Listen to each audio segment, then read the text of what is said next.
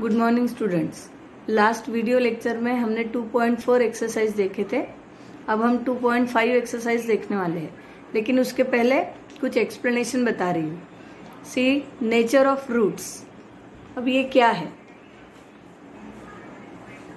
वर्ग समीकरणाचे मूळ स्वरूप कशा प्रकारचे असते ते आपण इथे बघणार आहोत। डेल्टा जो ट्रायंग्युलर शेप दिसतोय, दिस इज कॉल्ड एज डेल्टा। या डेल्टा हे नोटेशन आहे कशा करता? b² - 4ac करता। म्हणजे याला नोटेशन दिलेलं आहे डेल्टा, इंग्लिश मध्ये त्याला म्हणतात डेल्टा। जेव्हा या डेल्टाची व्हॅल्यू म्हणजे आपण हे सॉल्व केल्यावर आपल्याला आन्सर जेव्हा 0 मिळतं तेव्हा रूट्स मुळे कसे असतात? समान वास्तव संख्या। When delta is equal to 0, then roots are real and equal. When we get delta greater than 0, यानी जब ये हम सॉल्व करेंगे तो इसकी वैल्यू हमको पॉजिटिव में नंबर मिलेगा कोई भी, यानी 0 से बड़ा पॉजिटिव नंबर कोई भी मिलेगा, तब रूट्स कैसे रहते हैं? रियल और अनइक्वल। मराठीमध्ये मुळे भिन्न वास्तव संख्या राहतील। थर्ड, जब डेल्टा की वैल्यू ये 0 से छोटी रहेगी, यानी कोई भी निगेटिव नंबर हमको जब मिलेगा तो हम क्या लिखेंगे? Roots are not real. मराठीमध्ये मुळे वास्तव संख्या नाही। आपल्याला या 3 कंडिशनची आता याचा वापर करून आपल्याला पुढच्या एक्सरसाइज मध्ये एक्सरसाइज सॉल्व करायची आहे। याच्यामध्ये तुम्हाला लक्षात ठेवायचं आहे, जेव्हा डेल्टाची व्हॅल्यू 0 मिळेल तेव्हा लिहायचं मुळे समान वास्तव संख्या राहतील। डेल्टाची व्हॅल्यू जेव्हा 0 पेक्षा मोठा नंबर म्हणजे कुठलाही पॉझिटिव्ह नंबर मिळेल तर लिहायचं मुळे भिन्न वास्तव संख्या राहील। आणि डेल्टाची व्हॅल्यू जेव्हा 0 पेक्षा कमी म्हणजे कुठलाही निगेटिव्ह नंबर मिळेल तेव्हा लिहायचं मुळे वास्तव संख्या नाही।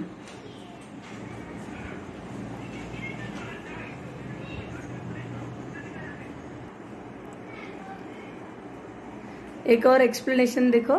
ax² + bx + c = 0 ये क्वाड्रेटिक इक्वेशन का स्टैंडर्ड फॉर्म है। उसके अल्फा और बीटा ये 2 रूट्स दिए गए हैं। अब हमको इस 2 कंडीशन का इस्तेमाल आगे के एग्जाम्पल सॉल्व करने को यूज करना है। जैसे अल्फा बीटा ये 2 क्वाड्रेटिक इक्वेशन के रूट्स है, तो उन दोनों रूट्स की एडिशन यानी alpha plus beta = -b/a। b यानी x का कोएफिशिएंट, a यानी x² का कोएफिशिएंट। तो ये आइडेंटिटी आपको लर्न करनी है। उसके बाद अल्फा बीटा दोनों रूट्स का मल्टीप्लिकेशन क्या होता है? c/a। c यानी कांस्टेंट टर्म, a यानी x² का कोएफिशिएंट। तो ये दोनों आइडेंटिटी हमको लर्न करनी है क्योंकि हमको वो यूज करना है। और ये जब मैंने बताया था डेल्टा यानी उसको इंग्लिश में बोलते हैं डिस्क्रिमिनेंट। यानी आपको एक्सरसाइज में ऐसे क्वेश्चन दिखेंगे, find the value of discriminant. तो हम किसकी वैल्यू फाइंड करेंगे? डेल्टा की। डेल्टा ये नोटेशन किसको दिया है? b² - 4ac को। उसको मराठी में बोलते हैं विवेचक। विवेचकाची किंमत काढा। ऐसे क्वेश्चन हमको एक्सरसाइज में मिलेंगे तो हम सॉल्व करेंगे। अब हम देखते हैं 2.5 एक्सरसाइज।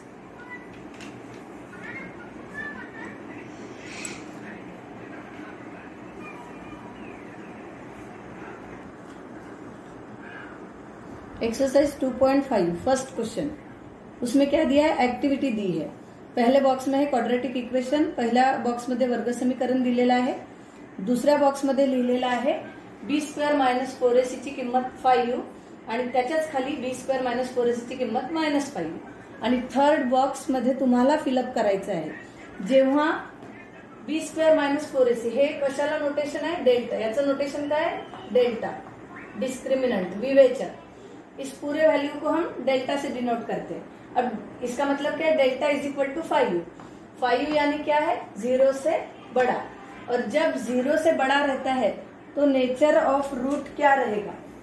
जब डेल्टा की वैल्यू ग्रेटर देन 0 रहती है तो रूट्स रियल एंड अनइक्वल। तो आपको ऊपर के बॉक्स में लिखना है real and unequal,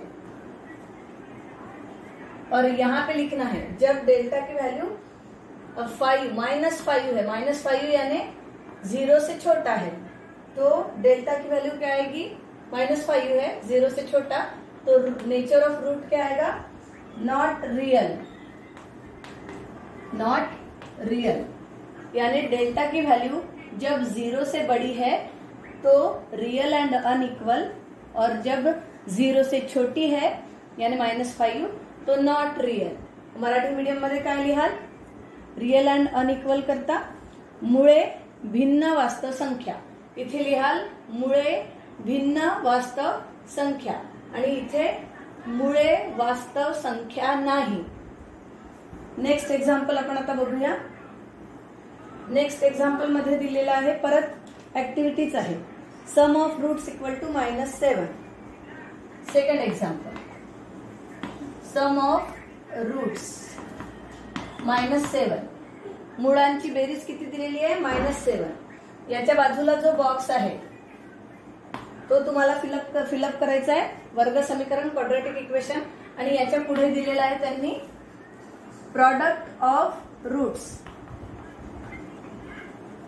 product of roots ते दिलेलं आहे 5। म्हणजे मुळांची बेरीज -7 दिलेली आहे आणि मुळांचा गुणाकार 5 दिलेला आहे। तर तुम्हाला इथे वर्ग समीकरण तयार करायचं आहे। तर वर्ग समीकरण कसं तयार केलं जाईल, आता मुळांची बेरीज म्हणजे अल्फा प्लस बीटाची व्हॅल्यू दिलेली आहे -7, मुळांचा गुणा, सपोज अल्फा आणि बीटा आपण 2 रूट्स कन्सिडर केले, त्यांचं प्रोडक्ट म्हणजे गुणाकार, अल्फा इंटू बीटा याची व्हॅल्यू दिलेली आहे 5। या 2 व्हॅल्यूज आपल्या जवळ आहे आणि आपल्याला वर्ग समीकरण तयार करायचं आहे। तर त्याचा एक फॉर्म्युला आहे, स्टँडर्ड फॉर्म्युला, त्याचा वापर करून आपण आता वर्ग समीकरण लिहिणार आहोत।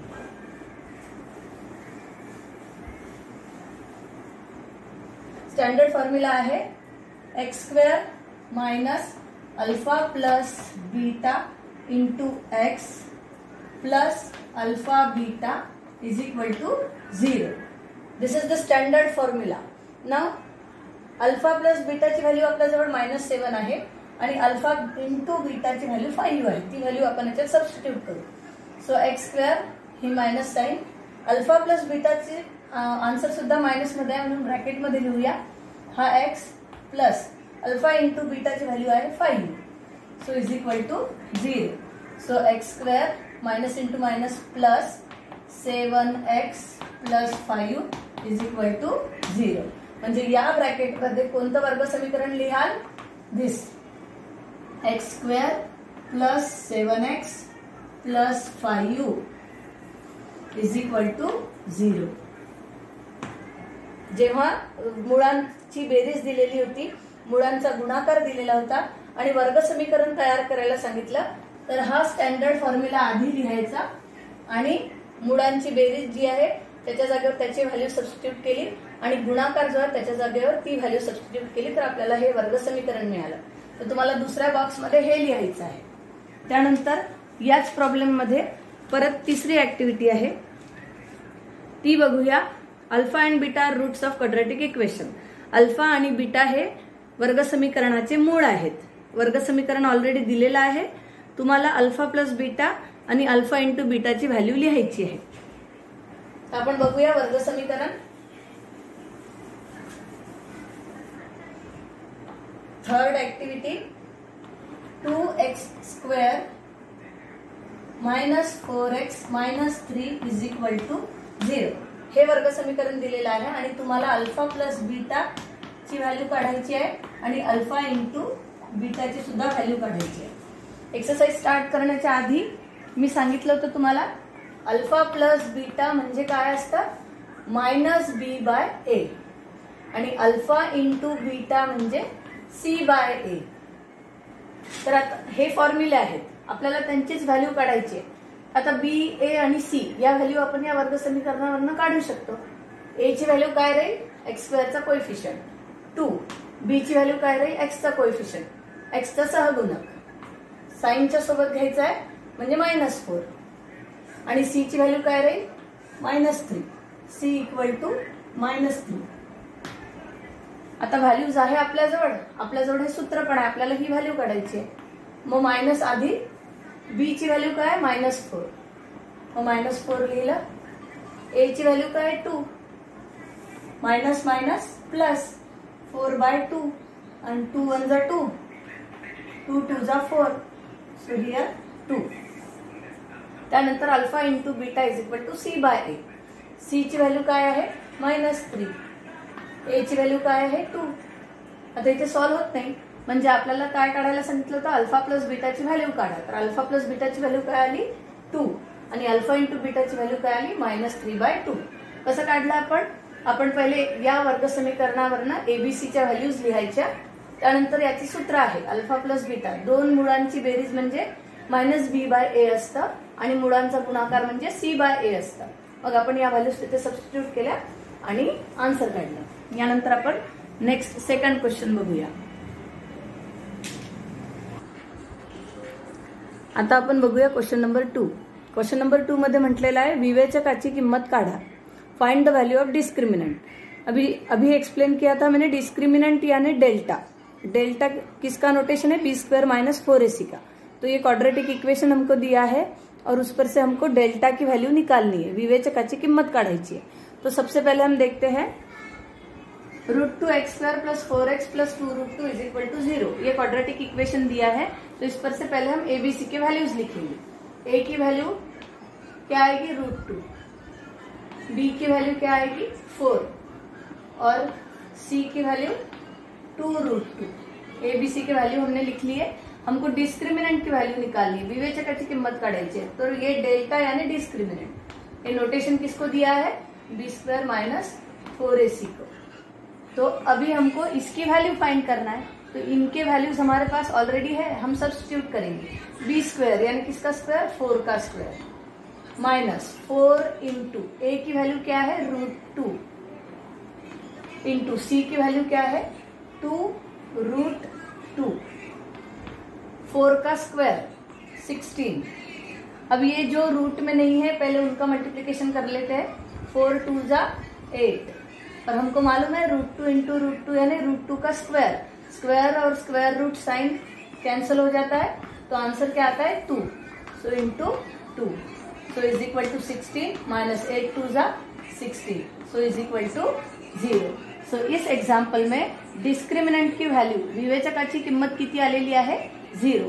इथे या क्वेश्चन मध्ये आपल्याला फक्त किंमत काढायची आहे, रूटचं स्वरूप काय आहे ते विचारलेलं नाहीये, म्हणून आपण एवढंच सॉल्व्ह करायचं. पुढच्या क्वेश्चन मध्ये आपल्याला मिळेल की नेचर ऑफ रूट काय आहे, तर तिथे आपल्याला डेल्टाची व्हॅल्यू आधी काढावी लागेल आणि मग डेल्टाची व्हॅल्यू 0 येते तेव्हा काय नेचर काय असतं रूटचं ते आपण लिहूया. तर यानंतर आपण बघूया question number 3. Question number 3, determine nature of roots of the given quadratic equation. म्हणजे दिलेल्या वर्ग समीकरणाच्या मुळांचे स्वरूप काय आहे ते आपल्याला सांगायचं आहे. तर मुळांचे स्वरूप सांगण्याकरता आपल्याला डेल्टाची व्हॅल्यू माहिती असली पाहिजे, तर ती काढायची आहे आपल्याला आधी. तर आपण एबीसीच्या व्हॅल्यूज आधी लिहूया.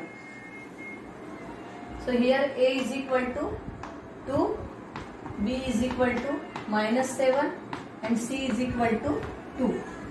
So we first of all find delta, discriminant, विवेचक. So delta is equal to b² - 4ac. So b² means -7 square -4 into a means 2 and c means again 2. 7 का square 49 -4 2s are 8, 8 2s are 16. अब हमको ये minus करना है. 49 - 16 का जो भी answer आएगा उसको हम लिखेंगे, उसके बाद हम नेचर डिसाइड करेंगे. 9 - 6 3, 4 - 1 3, 33.